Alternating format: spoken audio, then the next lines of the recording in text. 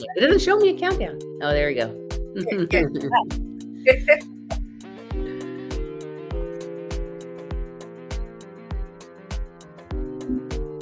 10, 11.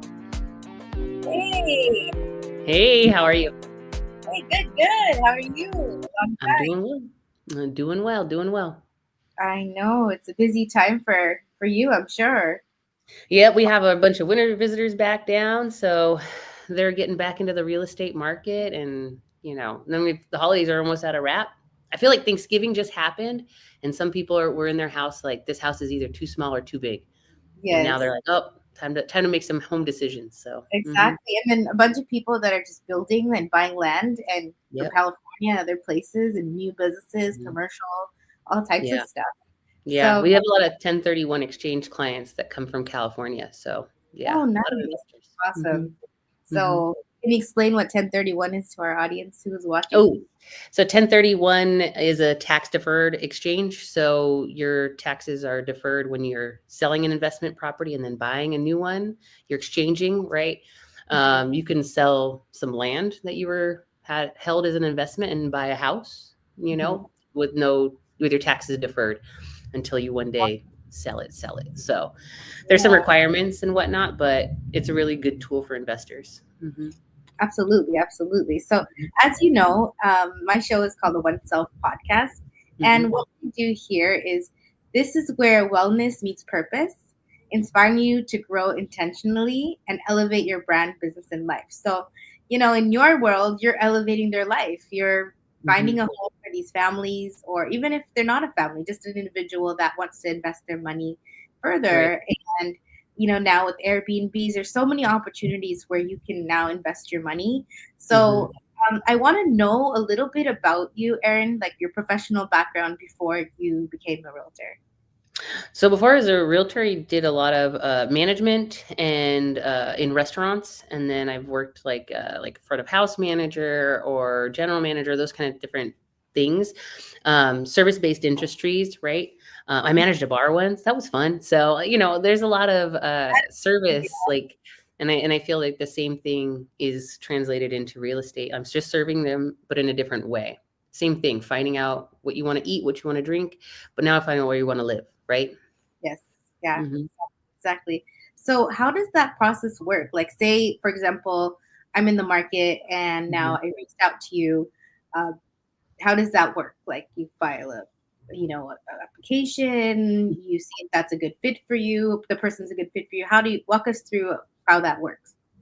I tell people it's just as much as an interview of me as it is of the client. We typically people will reach out to an agent first. Usually they don't go to a lender first. Typically, you need to because you need to find out what you can afford to buy.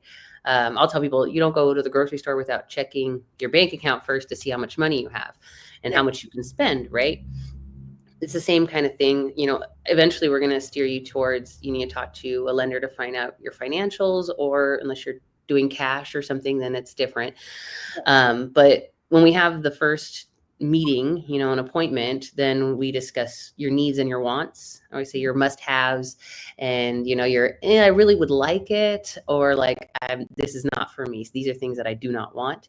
Mhm. Um, you, Typically, if you're buying a home, if you're not building a custom home, you have this vision in your head of this house is the 100% the perfect house for me in your mind. Yes. And out in the market, you're only going to find something that's about 80, maybe 85% perfect. So just Mhm. knowing like those things that you might not like, you really would like, but you don't have to necessarily have, or you can work on later. Yep. That helps us figure out what that 15% that we can kind of be flexible around. So that Yeah. you have those meetings, and then we talk financials. It's not just about how much money you're qualified to spend, but how much you're comfortable spending on your monthly payment too. Very true. Very So true. yeah, That's we want you to maintain your lifestyle and do the things you enjoy doing. So exactly. yeah. Sometimes it can have really good bones and the price is Mhm. good and you can modify it how the way you want to, and maybe the neighborhood's good but the house is a little old. But those Mhm. are all the things that, when they hire someone like you can tell them like, hey, look, Mhm. this has the potential to look, you know, a better way should you want to do that.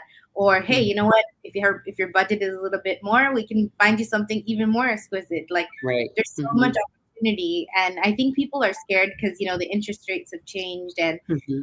they're afraid, like, okay, if I invest my money in, I'm paying all this interest higher than before, but I Mhm. still see buyers out there. There are Oh, still yeah. buyers out there. Like, for Mhm. everyone that's moving out, there's someone moving in, or maybe someone Right. gets a bonus and now they have this down payment, or if they're a VA, there's so many options that, we don't Right. we don't think Mhm. about unless And we have. it's tax season too, right? There's a bunch of people who are gonna be getting like a tax refund, so they might want to use that and say, "Okay, now I got my down payment ready," or, "Now I have, the money for my closing costs," whatever it is, and just be ready. Like, they have that opportunity right now. And the interest rates actually went down a little bit, so Oh, which good. is nice, Yeah, so, that's good news. we're getting there. I know, I know. So, Mhm. like, because I know plenty of people that they're just scared, like, oh no, I'm going to put all this money that I saved for so long into this home. So, what do you tell people that are afraid to just take that risk and take that step and say, okay, here, I'm giving $50,000 to this home now? Like, Mhm. they're afraid. They're like, that's why they've been renting forever. Like, what do you tell Mhm. somebody who's just kind of in the middle of what to do next? I like to do the math. I mean, I'm a type I, so I'm really like emotional and Yeah. oh, happiness and rainbows, but I'm also a little bit of a C and I like to see some numbers. It makes Yes. things a little bit more real. Yeah. So I like to talk about I always ask like, well, what are you paying right now for rent? Yeah. Typical, like right now I see like 1,500. And Mhm. I'll do the math real quick. 1,500 times 12 months times 5 years. That's $90,000. After True. 5 years, you spent $90,000 on someone else's mortgage. You Mhm. know, Yeah. you can keep doing it, or you can start putting that towards your own.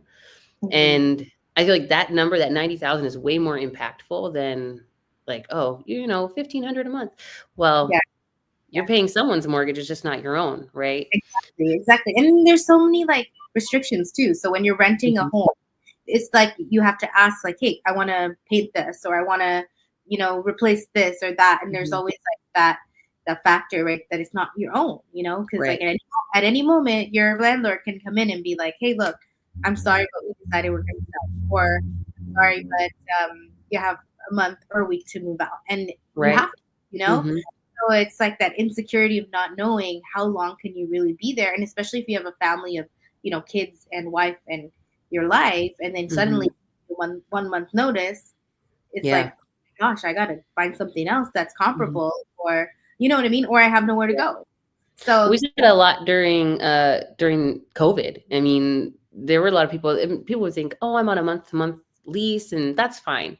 It yeah, really leaves you unprotected from something like that happening, right? Like, at any time, the landlord can give you a 30-day notice and say, "Hey, you know what? Selling, time to get out." We saw that a lot during the pandemic, and mhm, so a lot of those renters, either they were forced to hurry up and buy something or hurry up and rent something again, like into a new place, and start a whole new 12-month lease, yeah, preventing them from buying for 12 months because now they're stuck in a new lease. But we yeah. saw a lot of that kind of stuff happening, where they had given only 30-day notice and had to get out of their house. And it was Mhm. out of their control. It was out of their Yeah. control. So, Mhm. you know, Mhm. kind of like so many people were displaced, and Mhm. that's why Rent increases. I mean, that's true too. they've gone up so much in the past 4 or 5 years, Mhm. and that's out of their control. They can't control it. At least with, a mortgage, the only thing that's gonna change potentially is your insurance and taxes a little bit, but Yeah. not in a significant, not hundreds of dollars higher, you know? So, Mhm. Yeah. Absolutely. mhm, And even commercial, like I have good friends that have their own businesses, and they're just like, yeah, the market's changed a lot. Like even mhm, something that may have costed them 1,000 a month to rent, commercially, has now gone to like 1,200, 1,500. mhm, And now like their prices have to increase to keep up. right, So it's like a, one of those things that one thing happens, the next thing happens. right, Where like I feel in my personal life, like I'm happy that I invested in my home when I did, because mhm, I know that it's secure. It's a secure blanket. Say, if I things hit the fan and I need to like maybe take some money out of it, equity out of mhm, it to pay a bill, or something major happens and I need to do that, I have that available to me. Or right, I can mhm, say, okay, well, I'm going to move into an apartment and I'm going to rent this out for that income. Or hey, I'm going to rent one of the rooms to a student. mhm, That's another mhm, income. Or I can work out of that room one of the rooms, and that becomes a tax write-off. So there's so Right. many things that you can do now with your home. Mhm. Host your own events on it. Like it's just people don't realize that there's more than just home ownership.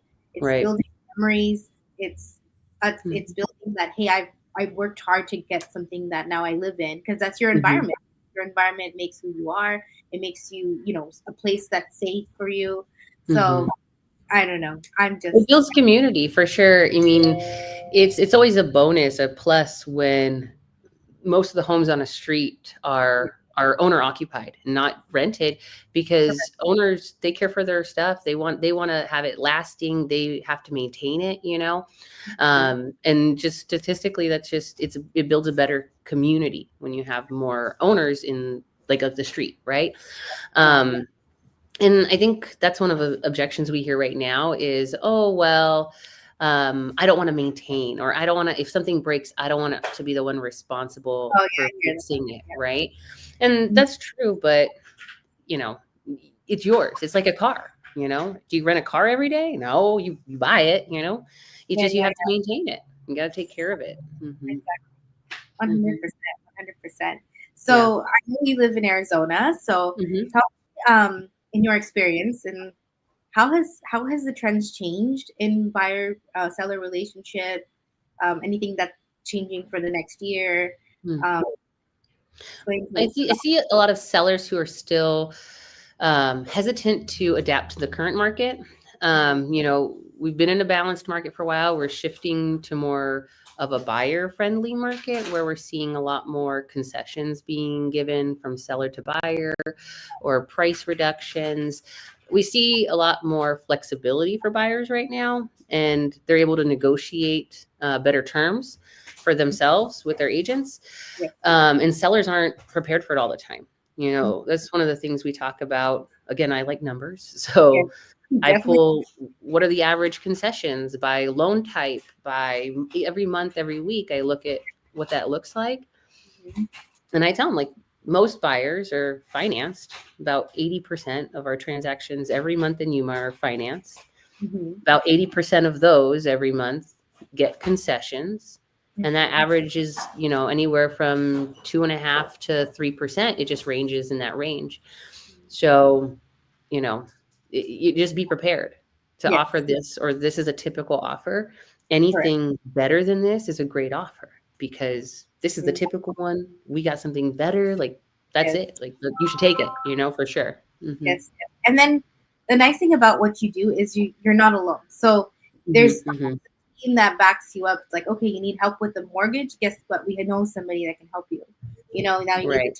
title. We know someone that can help you. And like you walk the Mhm. person through each step. Because I feel like there are people that, you know, they sell it by themselves. They don't use an agent. Mhm.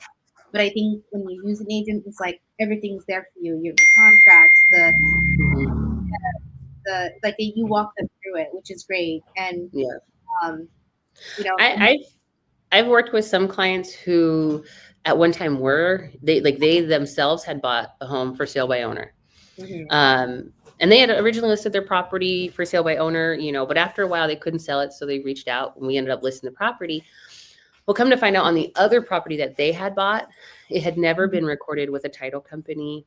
One of the seller's signatures was missing, and mhm. this man had spent hundreds. I think he was only 20,000 away from paying it off to Wow. this other person, but it wasn't even legally done correctly.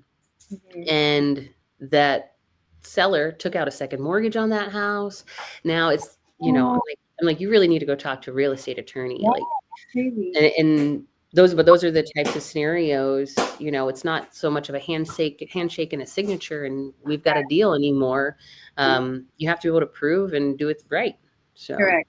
Exactly. mhm. And then sometimes people build on their home, but they don't get the blueprints approved, Permits. and then Hmm. that doesn't count Hmm. as value to your house now because Yeah.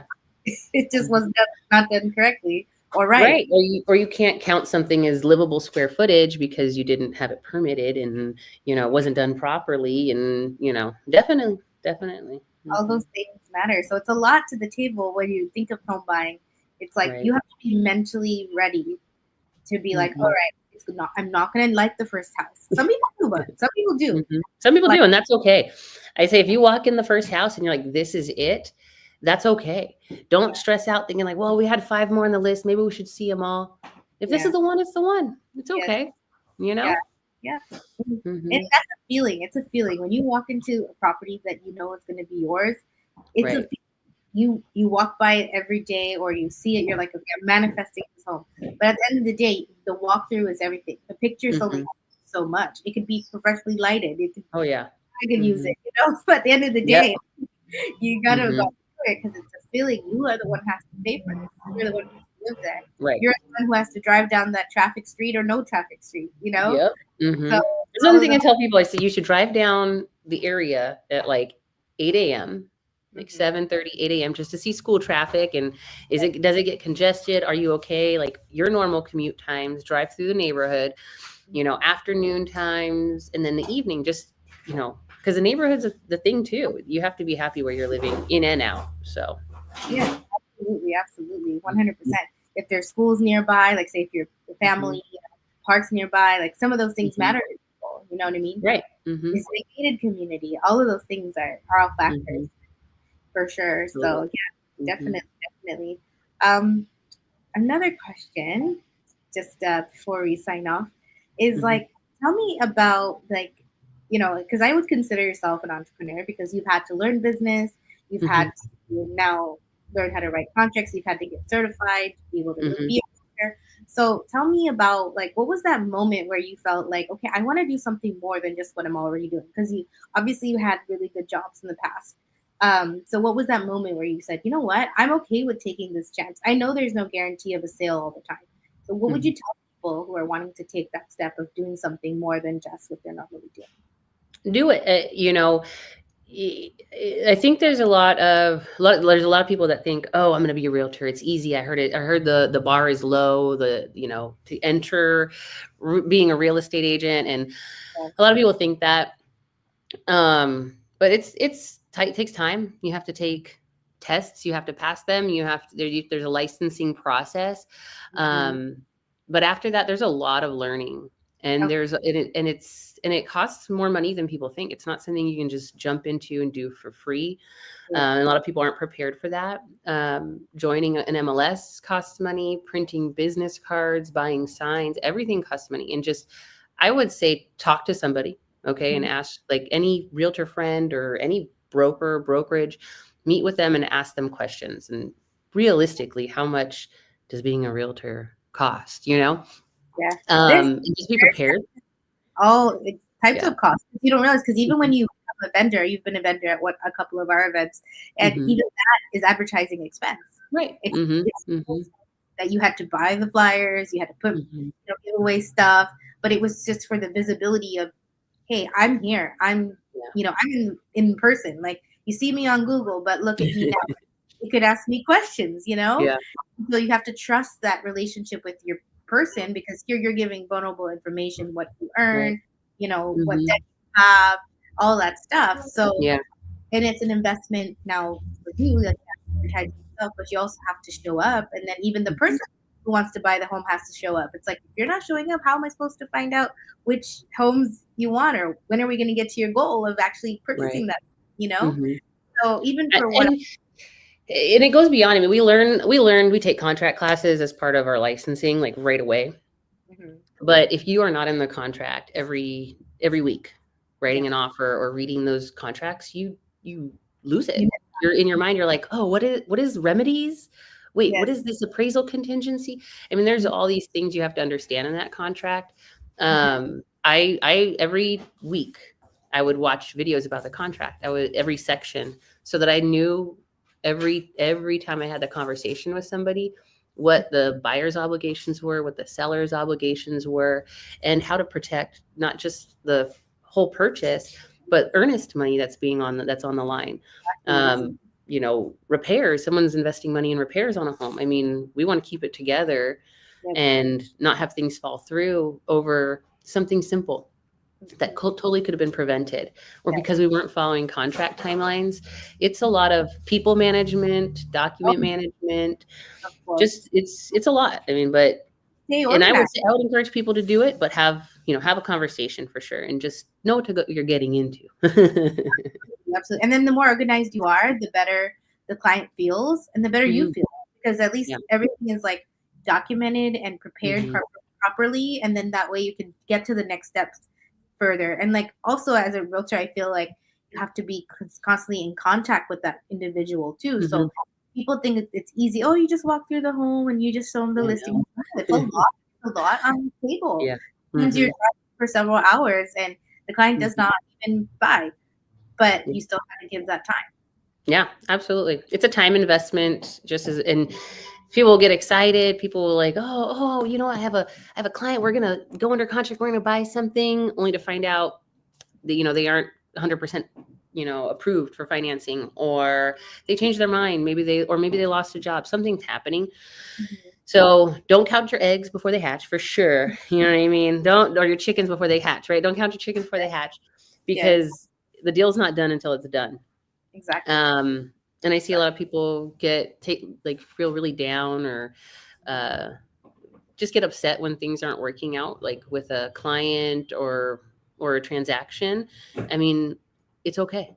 This, It's this okay. is a this is a sales job as much Mm, as anything, and there are ups and downs, but don't let the downs pull you down too long. So, exactly, exactly. And I feel like as if you're a good person and you're giving that customer service, they're going to come back. They're going to say, oh "Hey," yeah, hmm maybe they'll come back later on in life when things improve in their financial, stability, and they might say, "Hey, you know what? You were good to us for that time, and you know what? Now we're ready." Or maybe they already bought from you, and now they're interested in something commercial, and now they can come back and say, "Hey, you know what? I only want to go to her because she was on time. She took care of me. She respected my time, and hmm got me what I wanted." And so then they'll refer you to someone else. So right. yeah, hmm it's It you is. know, It's definitely a referral based repeat clients. Shout out to all of our clients that reused us this year. I mean, it was like 4 or 5 houses that we've helped them sell, and in some cases buy a second home now, an upgraded home. Right, you buy your second home, but yeah, they've been amazing. So it's really nice to know when they go back to you and ask questions, or need your insight or your expertise, and you just know that they felt really good working with you, and that's really yeah, special. and it's Hmm great. It's great, and so it's especially the joy that you see like once they actually close this home and once they hmm have the keys. It's like I remember my experience, and I was just like walking in, and I'm like, yeah, this is it. This is where hmm I'm gonna live for a while, or maybe. Well, for me, it was I lived in it, but there was also the investment of it. Was like I did it, hmm and some people get family support who helps. Like my dad Yeah. encouraged me, save whatever you save. I will match it just because I want you to start saving and hmm a future for yourself with or without your spouse. Right. And so some people are able to do it and some people aren't, and sometimes they do it together as a family unit.